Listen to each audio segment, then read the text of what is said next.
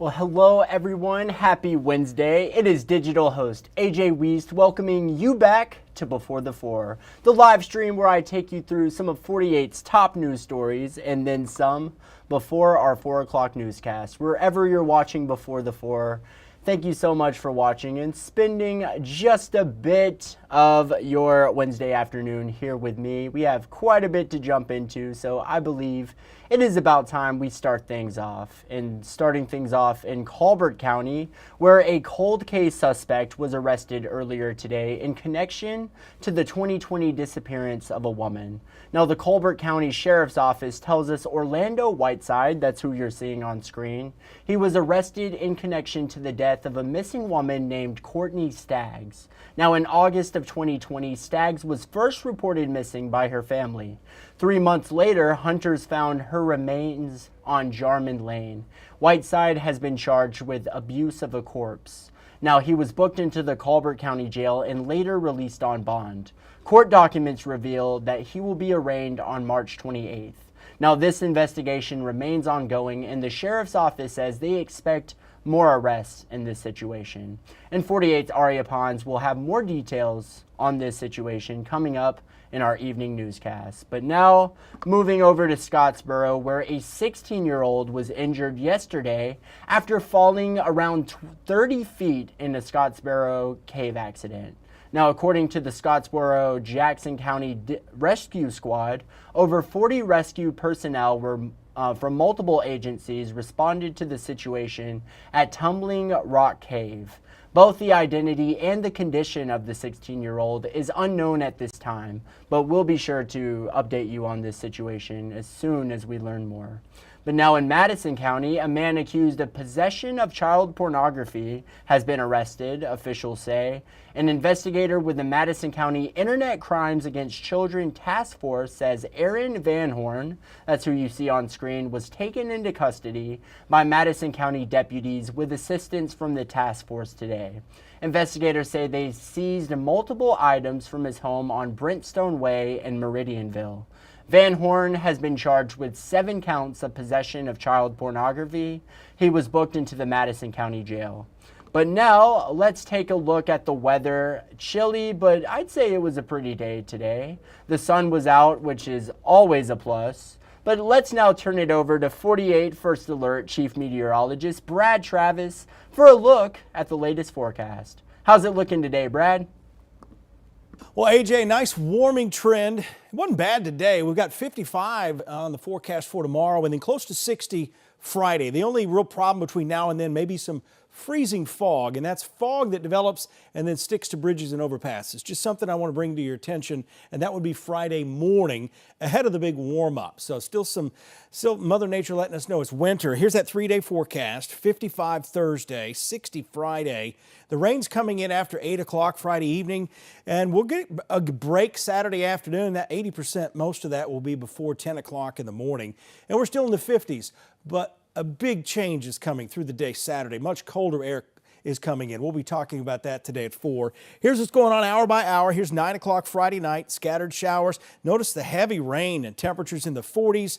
That is 5:30 Saturday morning. So we could get about ½ inch to an inch of rain. It'll move in and out, and by 10 o'clock in the morning, there's our break. That's noon. We're still in the 50s, but you notice the front. It's hanging out up here just to the east of Memphis near Nashville, and that will be dropping southeast as we go Saturday night into Sunday morning, and as it does so, it's bringing the deep freeze with it. So by Saturday night, we're back in the 30s. Could see a brief wintry mix, but as you see on the map, most of that may actually end up here towards Nashville. I may get a quick dusting up there. So we'll watch out for that. But again, prepare yourself. Make sure your home is ready, your family's ready for some really cold air coming next week. Well, looking forward to it. Thank you so much, Brad. Now in Lauderdale County with a story we brought to you all earlier this week and have continued to follow up on. A Lauderdale County inmate was recently charged with more crimes after allegedly using a tablet provided by the detention center to have conversations and exchange photos with underage girls. 48 Savannah Sapp has more details on those tablets. 19-year-old robbery suspect Jamarius Vaughn faces new charges after Florence police say he used one of these tablets to solicit a minor through a video call. Director of Corrections Matt Burbank says these tablets are provided to the jail through a contract with a third-party company, WAFF. The inmates pay for the access through their commissary accounts, through money that people place onto their inmate accounts. Since in-person visits are no longer allowed at the Lauderdale County Jail, Burbank says the tablets are primarily used for communication with jail staff, legal research, educational classes, and what inmates cherish the most, video calls with loved ones. Florence police say Vaughn, however, used his calls to interact sexually with a teen girl. The discovery came when an investigator checked his calls for evidence. Burbank says activities and calls on the tablets are recorded, but difficult to closely monitor. So is it feasible to monitor everyone? Absolutely not. Unfortunately, the correction staff is shorthanded. The devices cannot access the internet, but Burbank says they are still a privilege to inmates to help prepare for trials and learn life skills. When those privileges are abused, consequences follow. Vaughn and his cellmates have been stripped of their access to the tablets for the foreseeable future. Guys are just awaiting trial. They're pre-convicted, pre-sentenced, and they're trying to just do the right thing, trying to turn their lives around. And because of the choice of one inmate, now they have to suffer the consequences because that cell does not have tablets now. And staying in the Shoals, yesterday, day 2 of the immunity hearing for a Colbert County man accused of killing his neighbor wrapped up. In the hearing, Jerry Fisher, who is accused of killing his neighbor, John Farley, in a property dispute, is claiming that he acted out of self-defense. And 48's Aria Pons was there at the hearing, and she takes us through everything that transpired in day 2. Take a listen. 19-year-old robbery.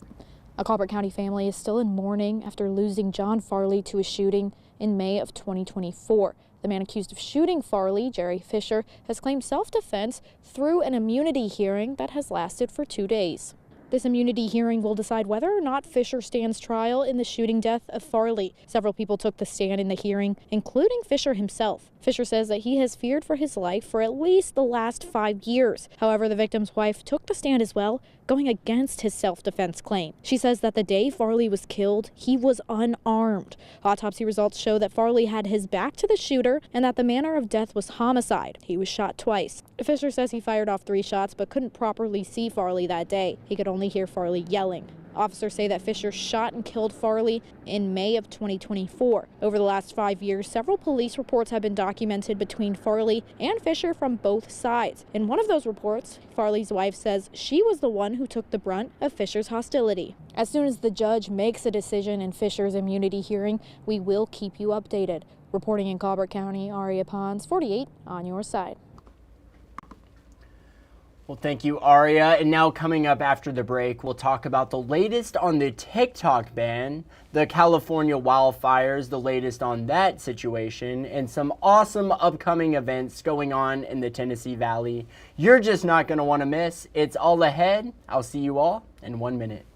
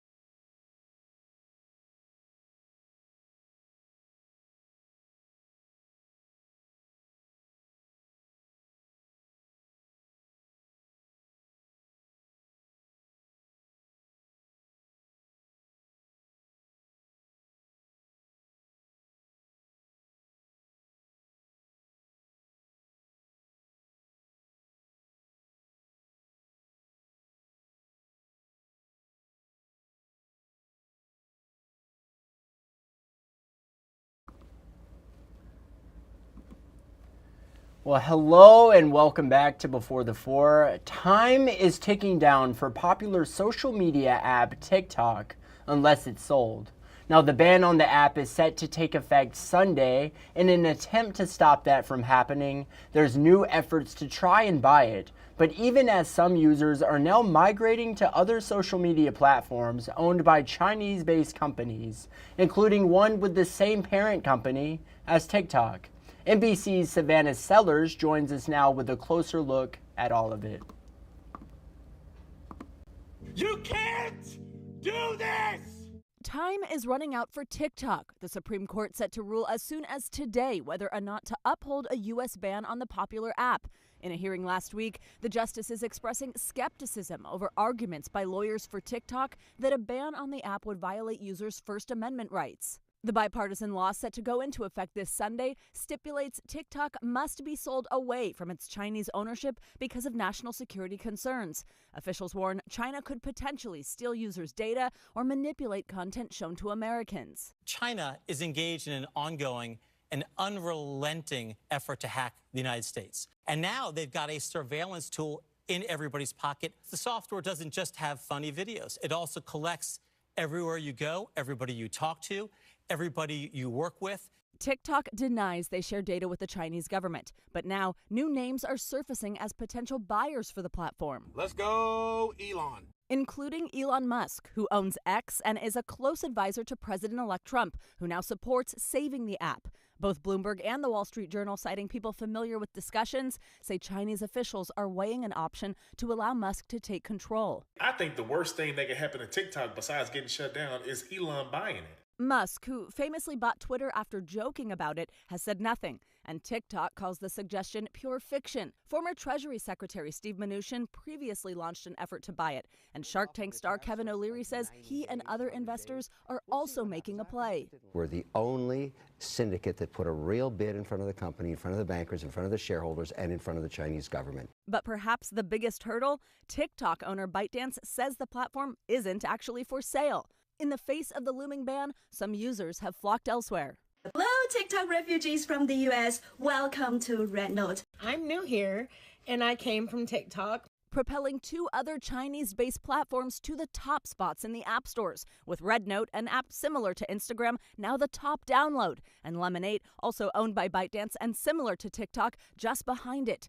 Those apps could also eventually face a ban due to their Chinese ownership and similar security concerns. Now, the ball is with the Supreme Court as we wait their decision on TikTok's appeal.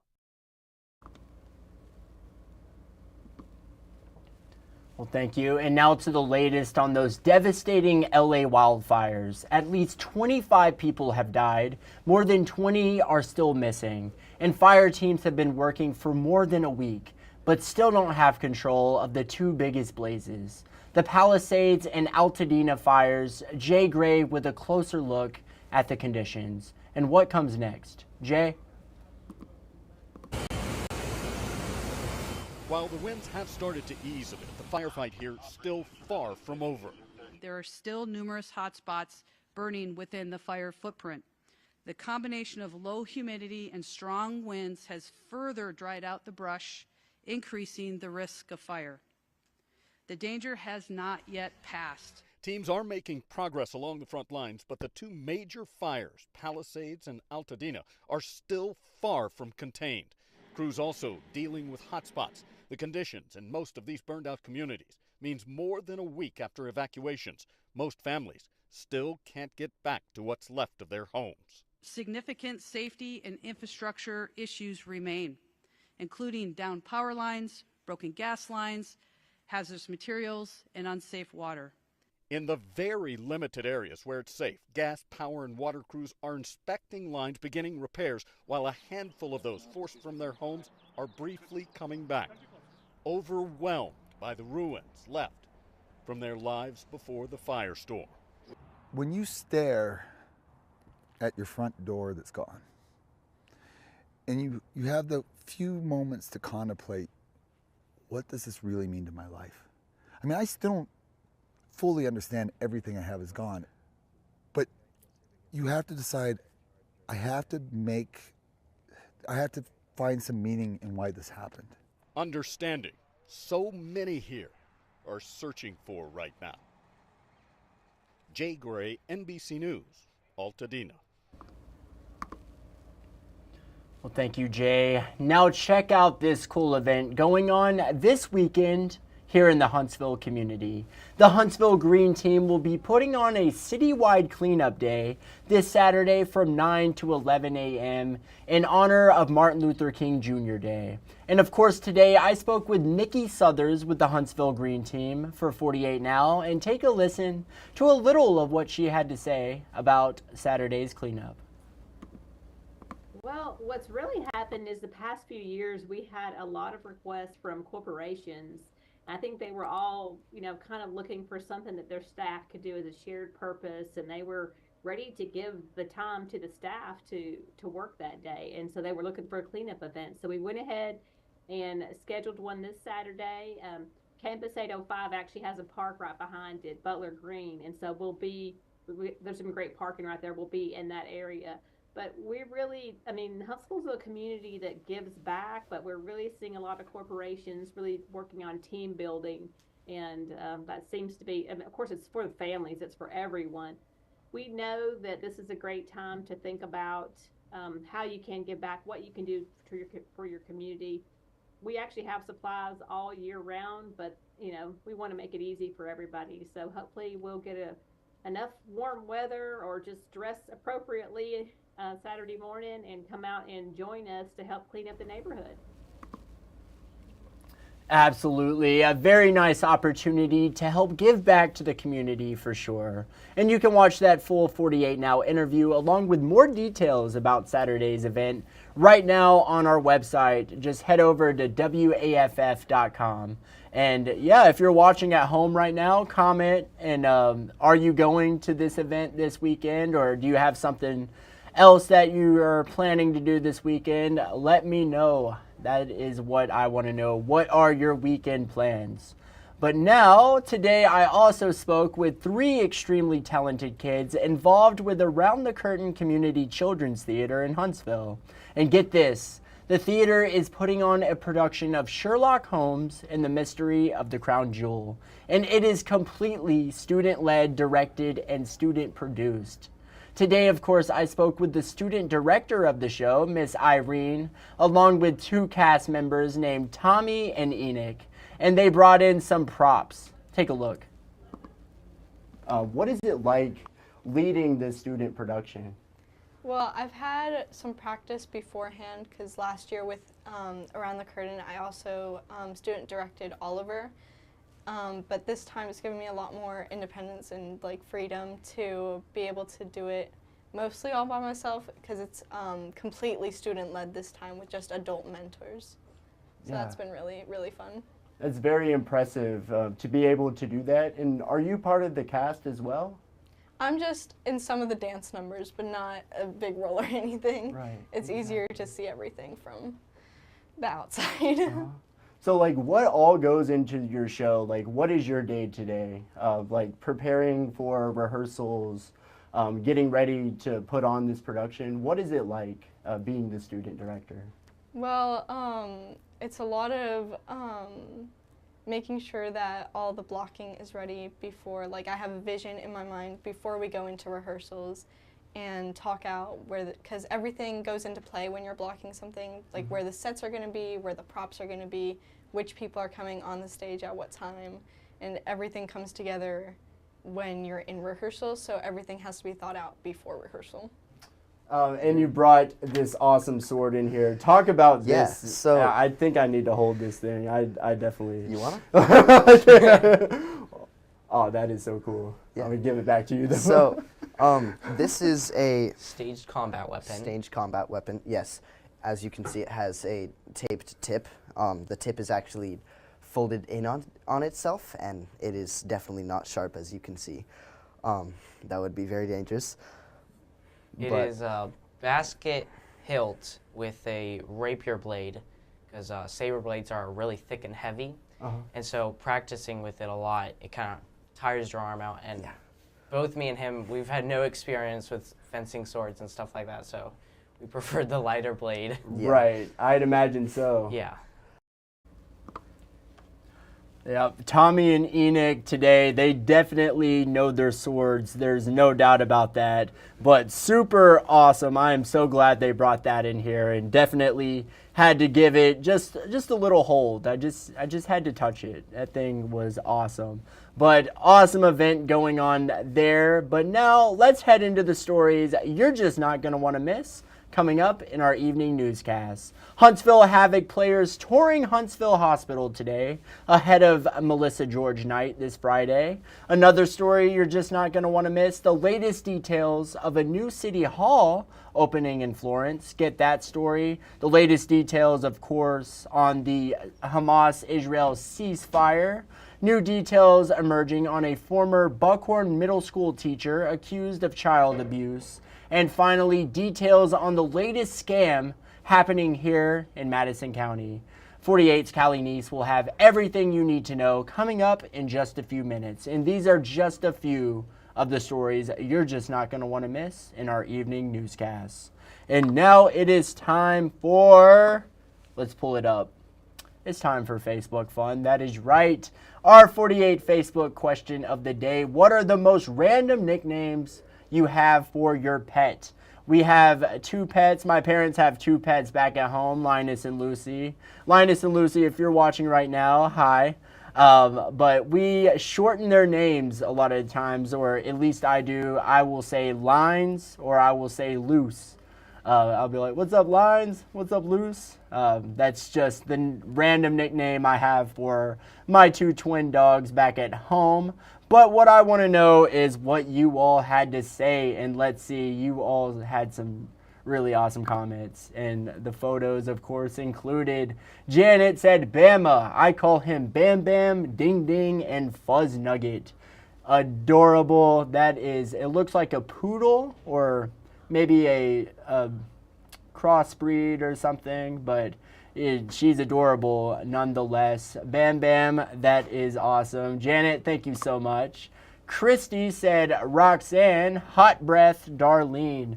And the nickname, of course, is Hot Breath. And I think if you are a pet owner, I think I speak for all of us pet owners that animals often have some hot breath. So I don't even need to ask where that nickname came from. But Christy, thank you so much for commenting.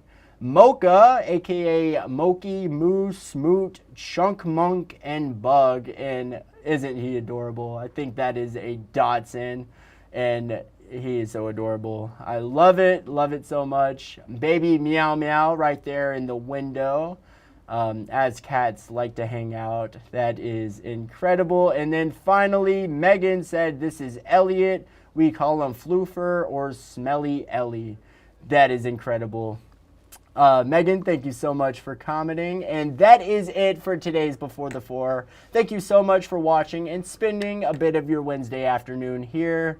As always, I hope you all have a great night. And, of course, thank you for watching.